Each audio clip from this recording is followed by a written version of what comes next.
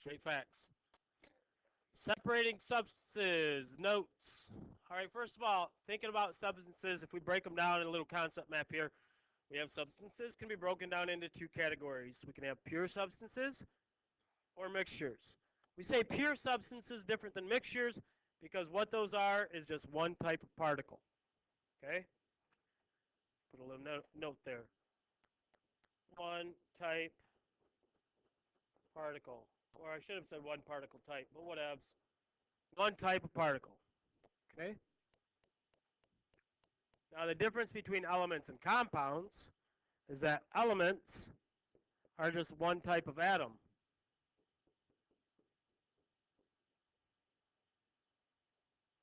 Compounds are atoms stuck together.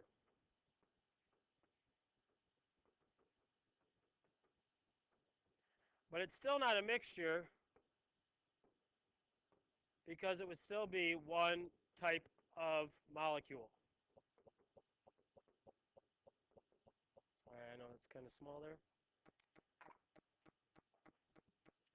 All right, so we want to know some techniques for separating these things out. And if you go to Google Classroom for today, you'll actually see that I put a link to a pretty useful website if you're looking to study about this stuff or to look at separation techniques. It can be kind of handy here.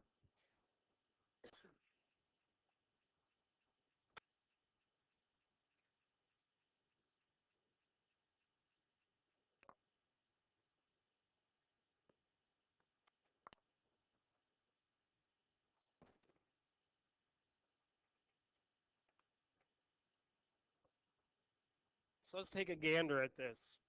Not that. Chemistry. Not Thursday. Not Friday. Monday, 3-4. Okay, we have classification of matter.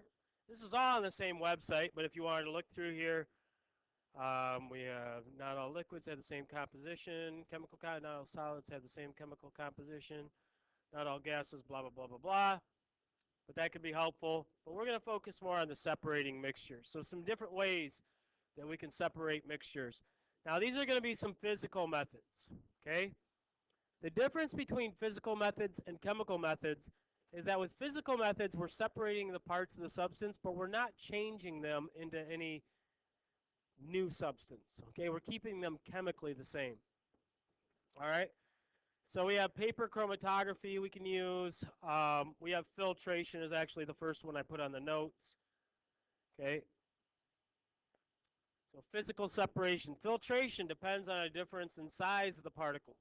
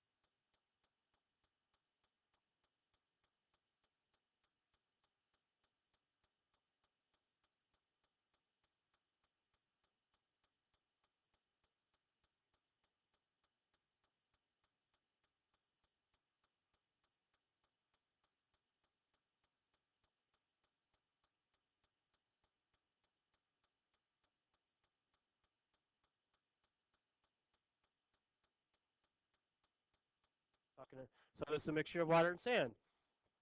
I could see the sand particles. I can't see the water particles. If we put the mixture into filter paper and let it kind of filter through, the water will drip through, and the sand will stay. Okay? So that's one way of separating substances physically. So I started with sand and water. What did I end with? Water and sand. But I have the same thing at the end that I had at the beginning, right? So it's just a physical separation. All right, the next one I want to look at is evaporation.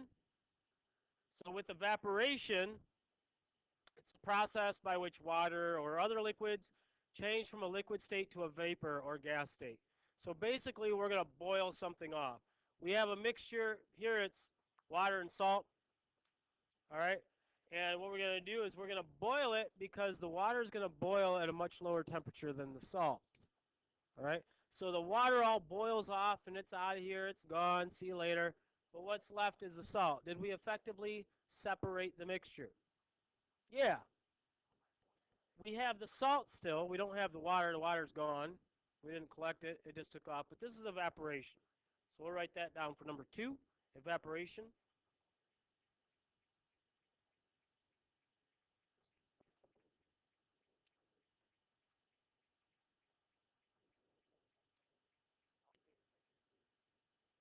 You can't turn your brain in on the day of the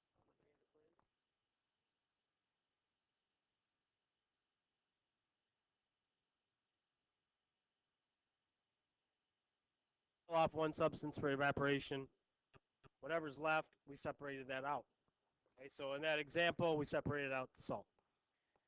Now, distillation, this is similar to what you guys saw with the petroleum refining, little reading that you guys did, a few questions on it. It's called fractional distillation. This is just distillation.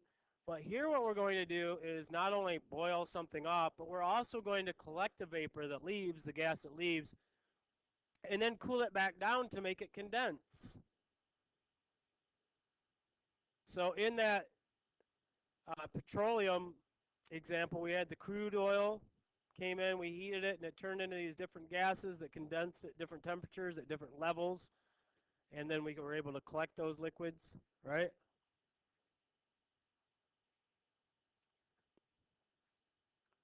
So distillation,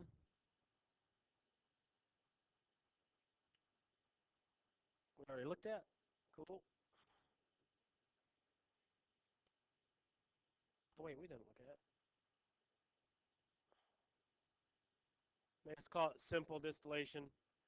But so what we're doing is heating the solution, the water vapor leaves, salt water, water vapor leaves, and then it's going to be cooled in a condenser. It's going to come down and turn into the water that we collect. So we still have both parts of the original mixture, but now they're separated.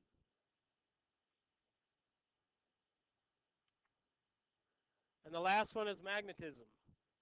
So if we have, say, two solids together and only one of the solids is magnetic, like we had sand with iron in it, we could use magnetism to pull out the iron.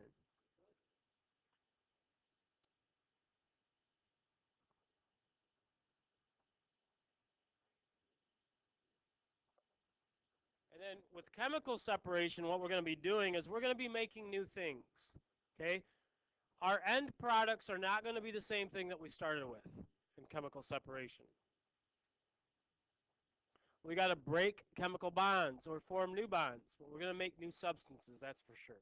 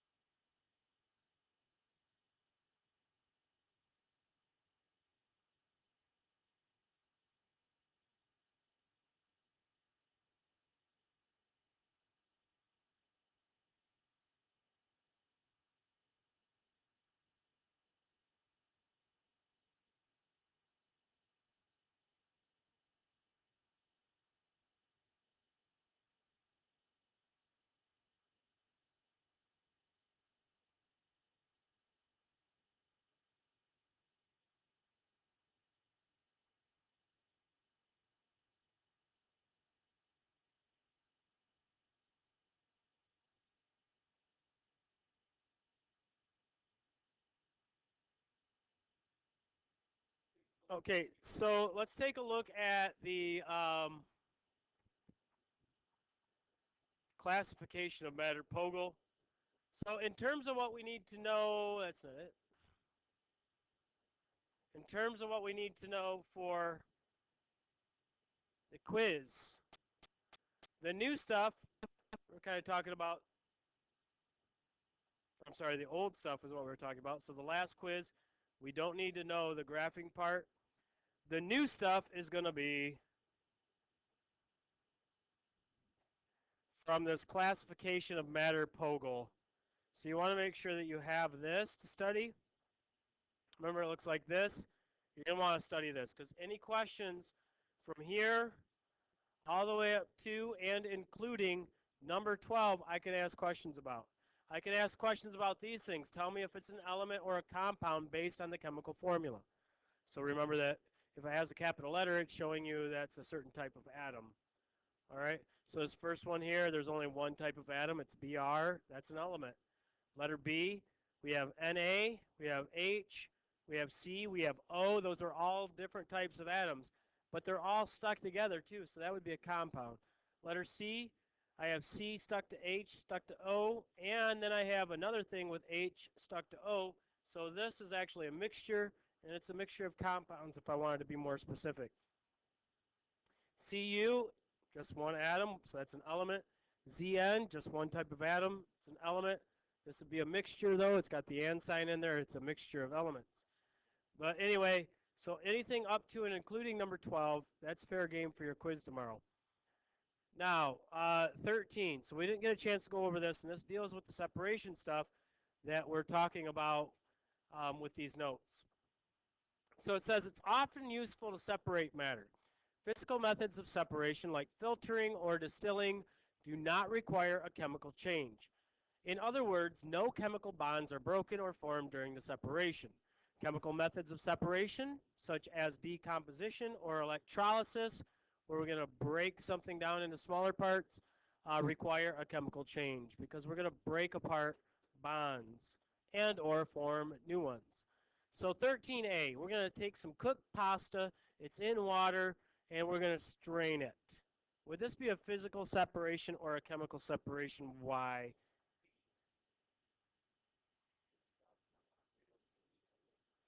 Yep, we take the pasta, it's in water, and we're going to strain out the water. Physical, why? Right, we're not breaking the pasta down into anything new. Is the pasta still pasta? Is the water still water? Yeah, it is, right. But not to get, right. So what we started with is going to be the same stuff as what we ended with. It's just that they're now separated.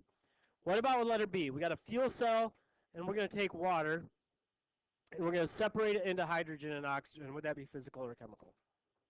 Chemical? Why?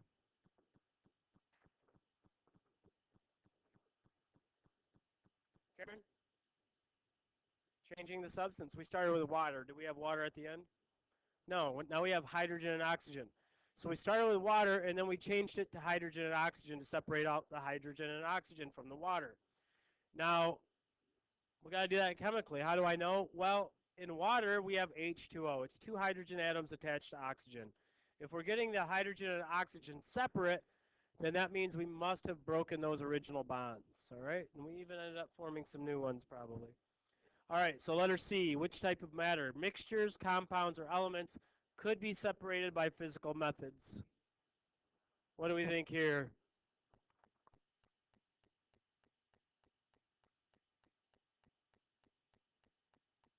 So letter C, what do you think? What would we do for that?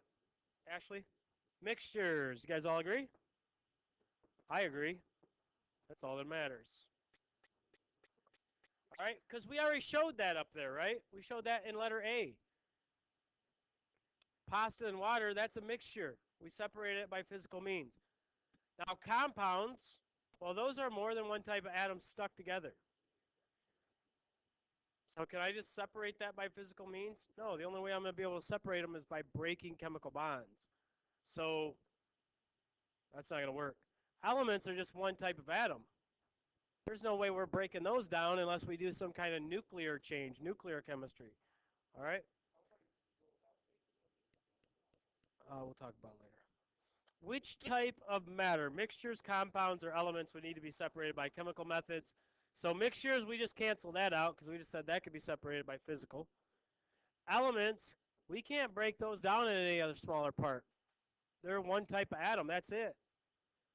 So our answer, therefore, by process of elimination has got to be compounds. If you want to explain why better, well, compounds are atoms that are combined by chemical bonds. Therefore, in order to break it down into smaller pieces, we're going to have to break those chemical bonds. Okay? But again, this stuff is not on tomorrow's quiz, but it will be on a quiz in the future. So enjoy. All right, I didn't mean to take that long, but I'm going to stop the video there. If you want me to help you with the last, go over the last question, but